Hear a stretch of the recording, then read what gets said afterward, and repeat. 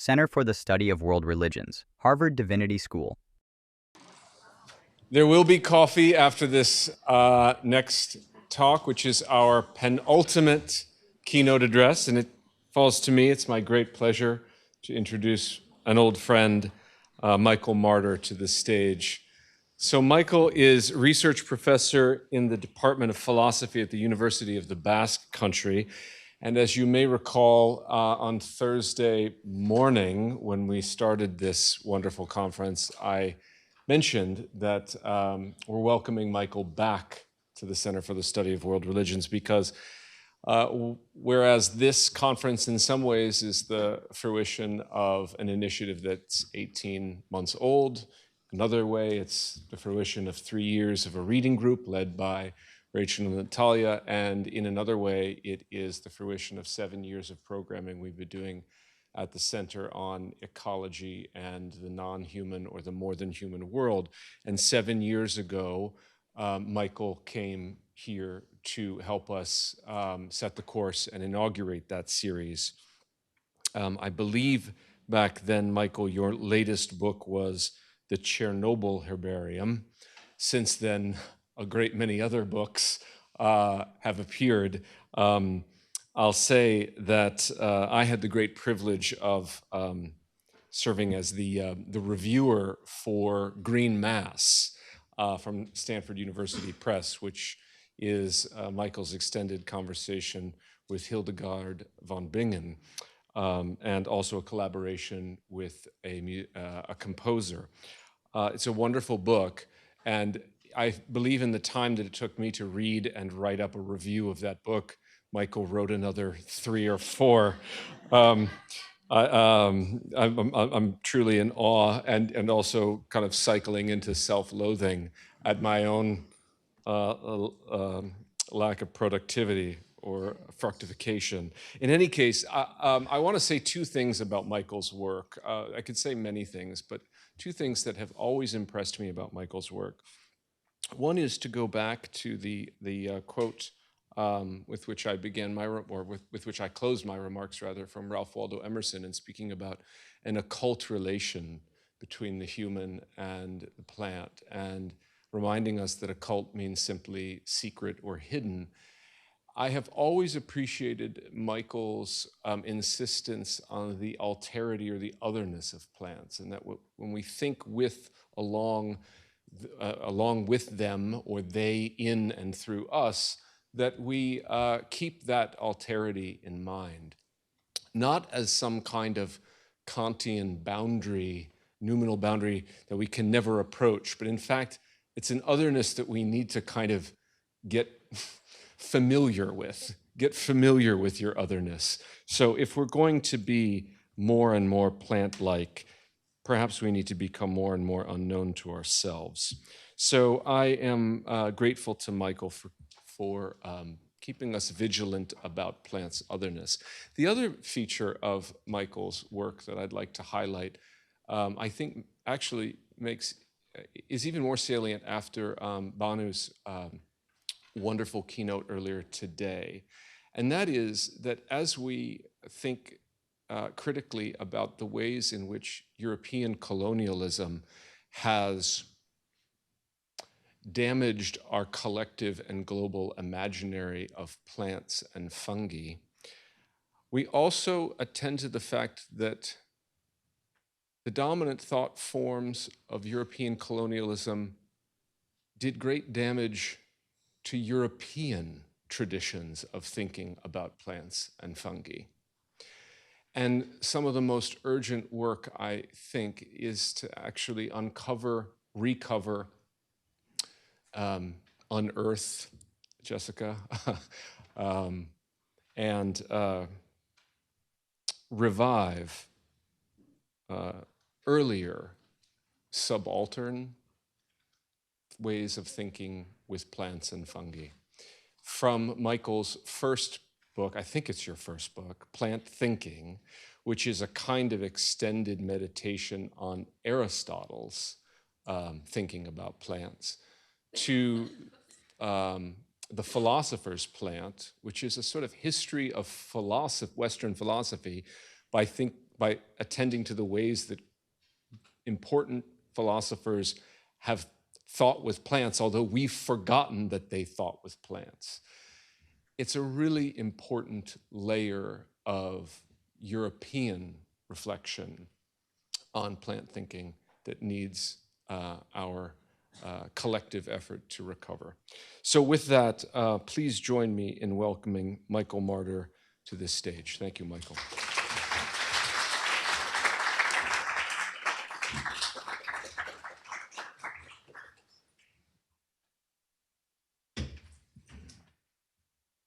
Thank you, Charles, for the introduction and for the invitation, Rachel also, and all the organizers of this wonderful conference. I'm really happy to be back here, as you mentioned, and to share some of my recent work and reflections, and really an attempt to think with Emily Dickinson, who is no stranger to this part of the world, to this part of the US actually as well. There is a small, actually maybe a large change in the title from the one that you probably have in your abstracts. It's that I have a dash instead of a comma here.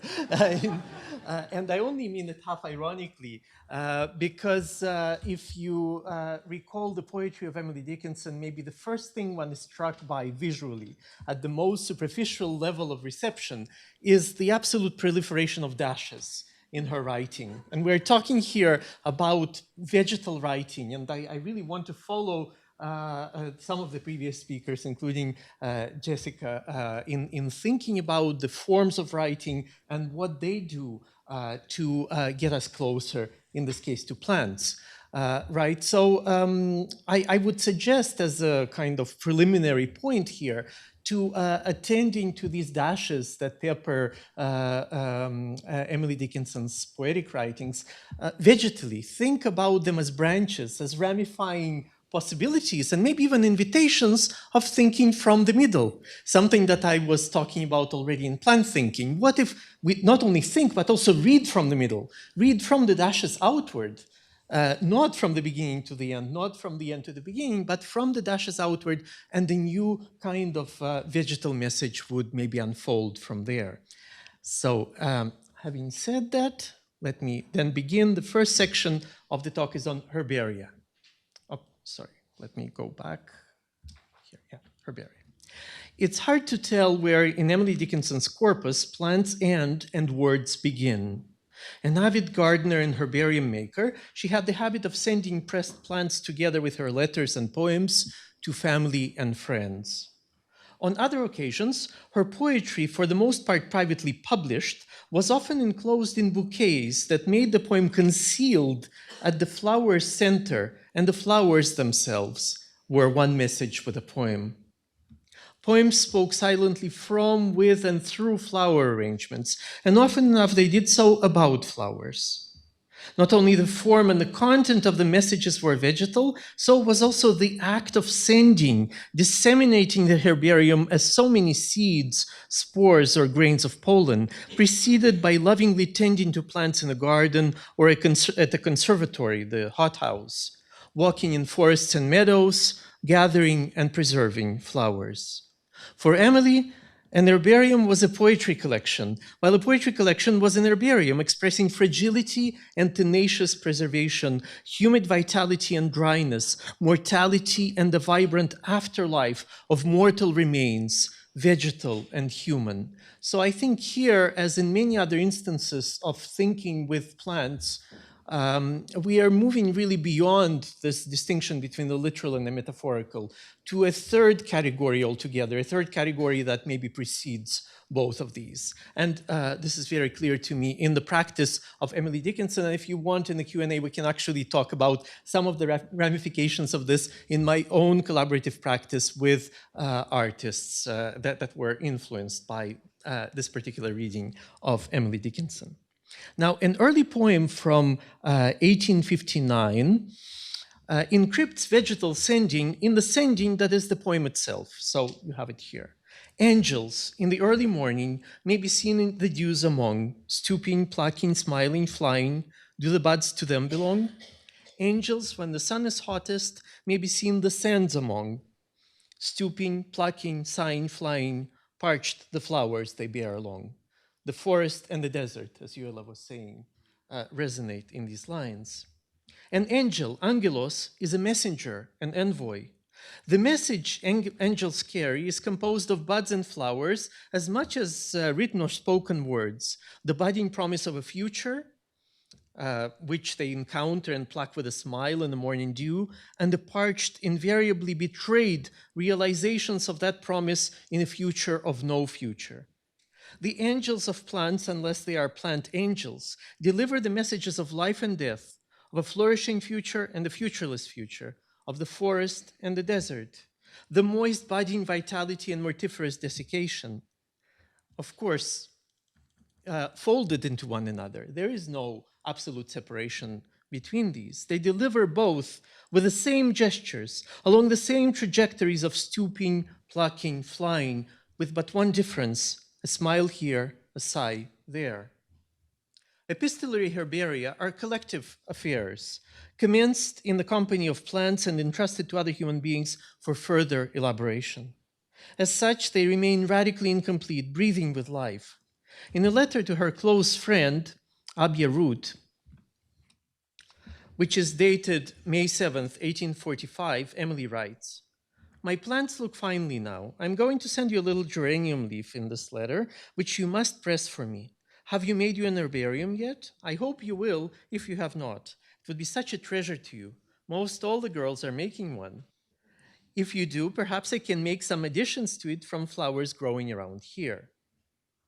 The herbarium is deemed a treasure. It would be such a treasure to you, conveying a living vegetal form stolen from the clutches of death, albeit at the price of this form's humid vitality. Hildegard is not so far behind the horizon of these reflections with her own opposition between ariditas and viriditas. The viriditas, the moist humidity of life, and the ariditas, this kind of mortiferous heat that prevents that.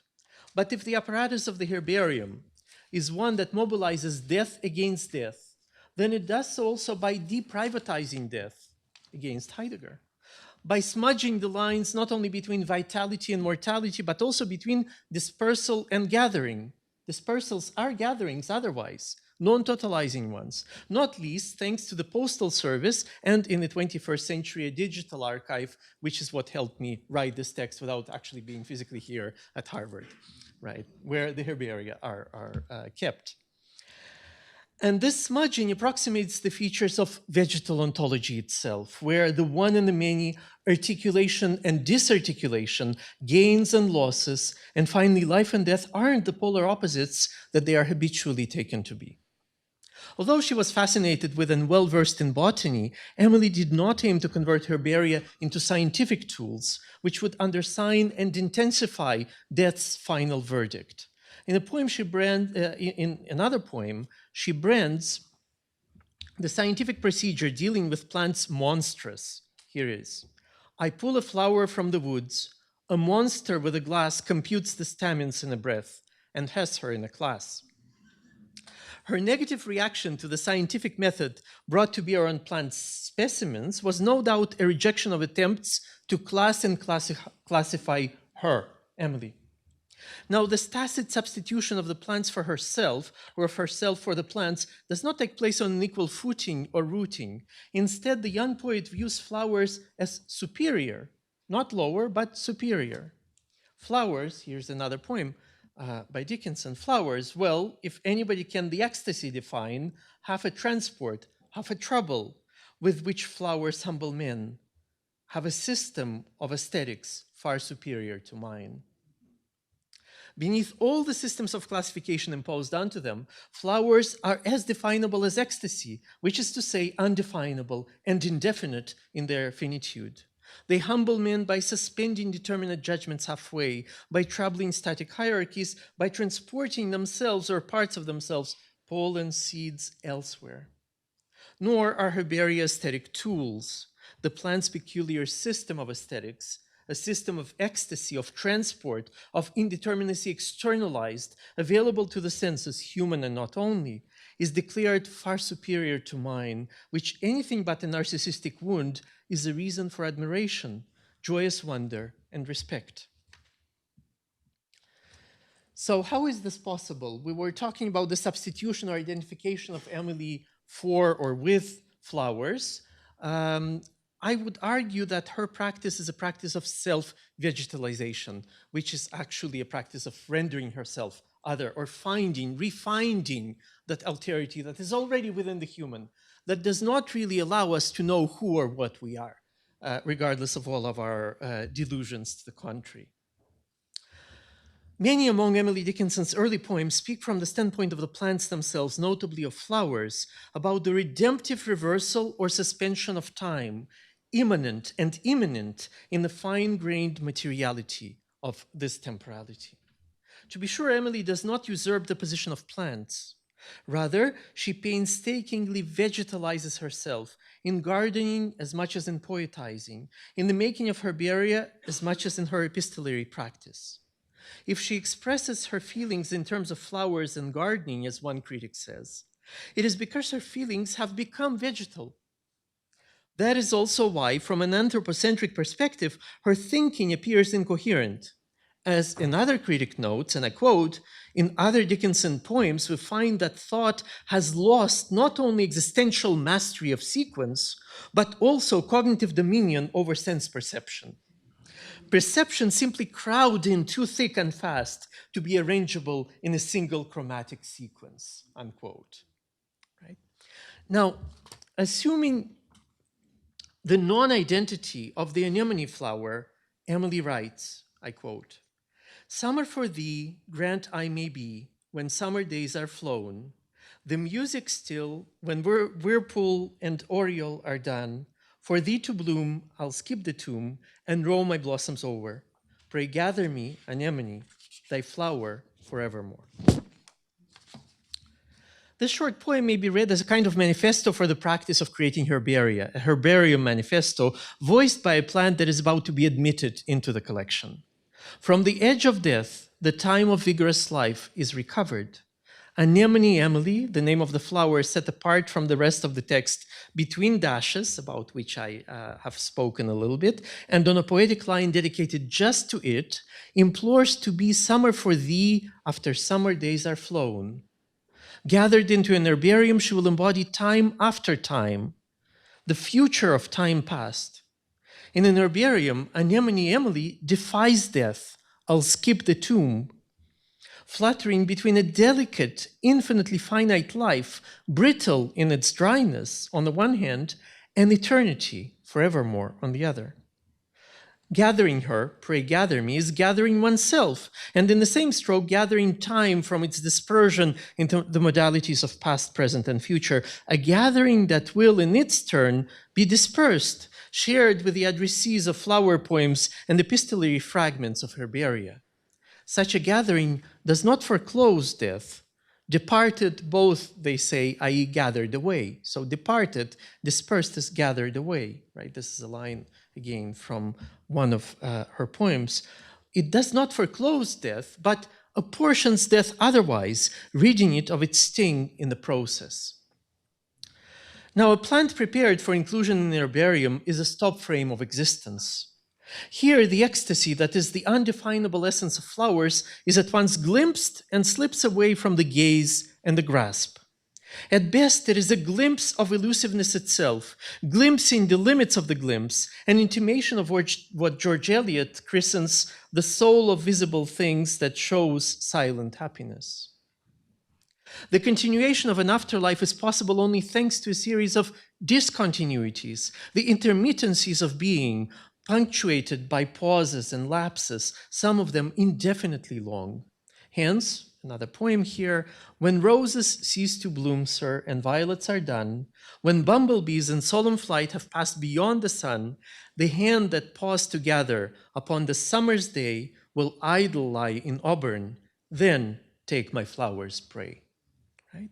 So mirroring the momentary pause of an active hand gathering summer flowers is the totally idle hand of the deceased lying in Auburn, that is, of course, Mount Auburn Cemetery, which Dickinson visited at the age of 16 and called in one of her letters the City of the Dead. The wilting of roses, the passage of bumblebees beyond the sun, and the end of the violets complete the catalogue of disruptions that in one way or another are associated with mortality. Nonetheless, something is passed along despite the passing of flowers, of their pollinators, and of the hand that touched them. Something recommences fitfully, spasmodically, sporadically, as the giving of existence beyond its spatio-temporal edges. Right? There is a giving beyond the capacity to give when the hand already lies idle in auburn. And in fact, Emily says this is the only moment of actual giving, when the hand can no longer give anything, when it's already the hand of the deceased. Then take my flowers, praise, and offer from a hand that is no longer vitally active, that cannot give anything in the philosophical, physiological, biological, or behavioral senses of the term. Only this gift of a hand that does not grasp and that does not intend, only this offering of a flower that is on the verge of becoming no longer flower, and that is forevermore a flower in an herbarium, only this offering matters. So much so that it will be the storehouse of the treasure that is the vegetal vitality in the mode of an afterlife. So we'll return to that line now. But so to sum up a little bit what I have been saying thus far, my hypothesis is that the poetic, epistolary, and herbalizing practices of Emily Dickinson are the intersecting and mutually reinforcing experiments in her self-vegetalization. They are motivated neither by the mimesis of plants, nor by an identification with them. In each of these instances, the herbarium would have functioned as a mirror, a speculative instrument for better recognizing oneself, assuming that one has that clearly recognizable identity. Where, transformed as it may be, the human self, if not the self as such, is still retained. Simultaneously allegorical and literal, self-vegetalization is a Wartian paradox, which is a tributary to the paradoxes of vegetal ontology. So let's go back then for a moment to this other poem of Emily Dickinson, where she again speaks about roses. And you don't have the line here, but she starts by saying, "Nobody knows, our little rose, how easy it is for such as thee to die." And then, yes, you have it here. "Nobody knows this little rose, it might a pilgrim be, did I not take it from the ways and lift it up to thee," right? So what I want to focus on are just two words, such as thee, right? Nobody knows, a little rose, how easy for such as thee to die. Two words, such as thee, or such as, ooze with many of the ambiguities of the poet's take on plants and herbaria, the take that lets go of what it plucks, presses, and preserves, and lets go also of itself and its self in the very act of plucking, pressing, and preserving. The rose referred to with the word such as thee is no longer this singular and unique, perhaps unnameable flower whom nobody knows. She becomes, in the poem's closing line, an exemplary case of ease in death. The rose is idealized in the precise philosophical sense of getting unglued from her thisness, growing vaguely universal. Her transition from such as to as such is seamless, from an example such as to as such, the ideality of identity. Despite her genetic rendering, however, the rose is still an addressee, a thee, which indicates another kind of distance than the idealizing such as or as such. And this is not even to mention that such as thee includes the author of these lines, becoming a rose in an herbarium of words and flowers that is in the discontinuous continuity of her pilgrimage through life and death. The rose's ease of dying is similarly paradoxical. This rose dies easily when its blooming time is over, but the rose bush lives on. The practice of deadheading, as those of you who are gardeners know, removing the faded or dead flowers from a plant, stimulates further blossoming. Besides this rose, the one such as thee dies with comparable ease, but the iterations and the iterability of such as, let alone as such, resist death. In a scientific herbarium, the death of a particular singular plant is overcome in the generality of the species it represents as a preserved specimen, such as a rose, which stands for the rose as such. The ease of dying betokens the ease of vanquishing death.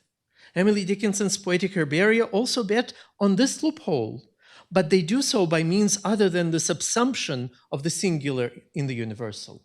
In other words, she names this idealizing practice by way of resisting idealization. So what is needed for one to die? Apparently a meaningless question, but one that is really bristling with meaning, not least in Dickinson's writings. In I Haven't Told My Garden Yet, it turns out that in lieu of biological vitality and cessation, the prerequisite for dying is a face, or more precisely, having a face. So here's the poem. I haven't told my garden yet, lest that should conquer me. I haven't quite the strength now to break it to the bee. I will not name it in the street, for shops would stare at me. That one so shy, so ignorant, should have the face to die. In a proto-Heideggerian mood, Heidegger was mentioned here in passing earlier, I could say that to have a face is to be able to face death as one's own possibility. Do plants have faces? Do they have a face or faces?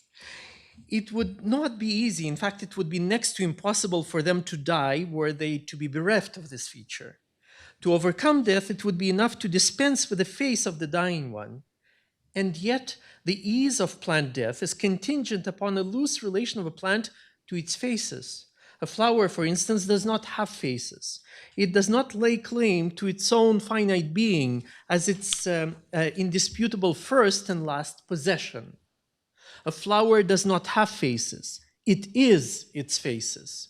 The sentient surfaces of petals, leaves, stalks, with which it faces the sun, and the no less sentient faces of the roots in touch with the earth. Plants are all faces, and they do not have a face. Hence, it's all too easy and exceptionally difficult for them to die. Conventionally, an herbarium embodies an effort to preserve the faces of plants, to tear them away from death, to put an end to the movements of growth and decay alike. What is then preserved amounts not to faces, not to the faces of plants, but to their death masks. Emily's herbaria do something else altogether.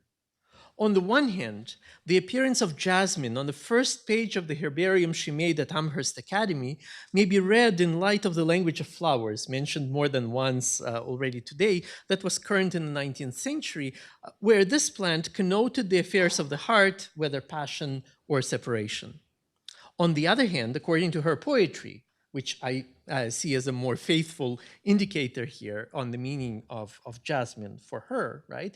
Jasmine is ecstasy itself, the uncontainable, unleashed just after the threshold of death has been passed. So here's the poem. Kill your balm, and its odors bless you. Bear your jasmine to the storm, and she will fling her maddest perfume, haply your summer night to charm.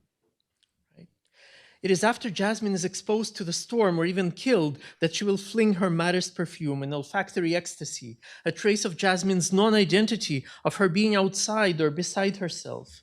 To commence an herbarium this way, right, and it's really on the first page of the herbarium made at Amherst Academy, along with a few other plants.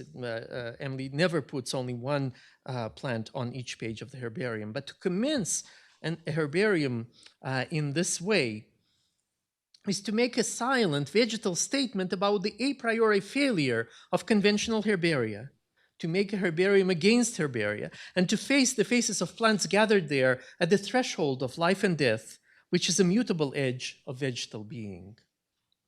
The olfactory ecstasy of jasmine exposed to mortal danger is received as a blessing there where a play is deadly serious. Here's the final poem of the section. She died at play, gambled away her lease of spotted hours, then sank as gaily as a Turk upon a couch of flowers. She who died at play can sing gaily upon a couch of flowers because they too die playfully, throwing themselves to chance haply, with a sense they release in their final hour irreducible to the biochemical signaling of danger. Herbaria are the visual tactile expressions of vegetal ecstasy. Jasmine spearheads this ecstatic being of plants at the olfactory level, which in Victorian poetry is closely linked to thinking. And so some parting words here.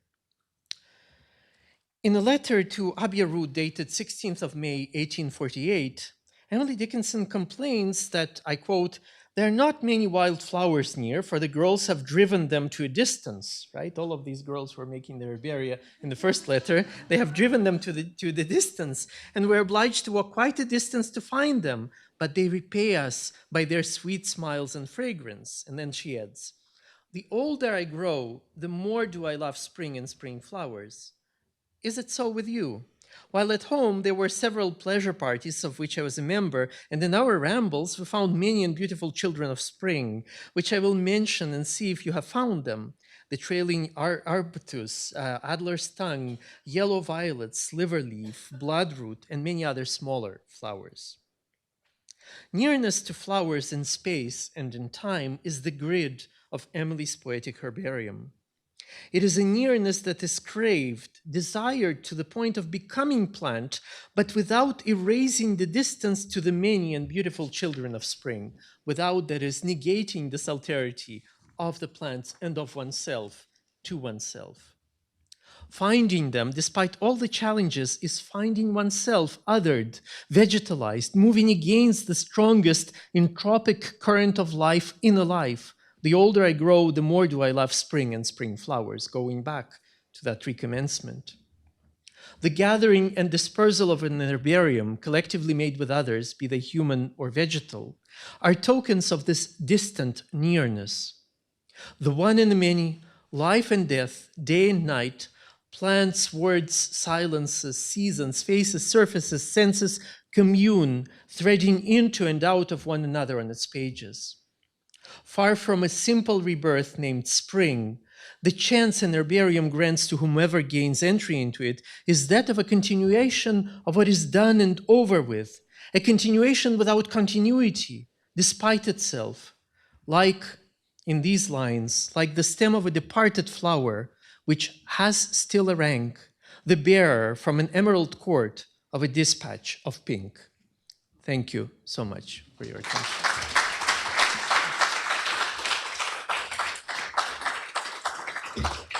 Thank you, Michael. Can you all hear me? Okay, thanks. I have a specific question and then a broader question, but I'm going to save the broader question in case there are more questions from the audience. But I have a broader question in reserve. Sure. The specific question has to do with the matter of faces. Mm-hmm. So as we think about plants and fungi possibly having agency, consciousness, thinking, sensation, one of the categories I think that's been lurking in the room is personhood. Are plants persons? And at least in Greek and Latin, the word person, persona or prosopon, means face. And you said, if I understood you right, a plant doesn't have face or faces. A plant is all faces. Mm-hmm. So my question for you is, do we wish to extend to plants, if that's the right verb, an animal-like quality, namely facehood or personhood, or when we speak of plants having faces, do we need to bend our understanding of faces and thereby personhood outside of our animal imaginary? Yes, thank you, Charles, for this deep question. Yes, I agree with you on the link between faces and persona, which can mean a face, but also a kind of mask. Yes. And I only alluded in passing to this idea that traditional, conventional herbaria are not gatherings of plant faces, but more of plant death masks. And so there is a very fine line to walk here, specifically with regard to what I call vegetal ontology, between the figurative notion of plant personhood, specifically the plant as a figure of, as you said, consciousness, intelligence, thinking, and so on, and the backgrounded idea of plants. And plants actually spanning and practically deconstructing, as they do for all distinctions, the very distinction between figure and background. So the play, which also appears in Emily Dickinson's poems, one of the last ones I cited, the play that plants engage in and with is always a play between figure and background.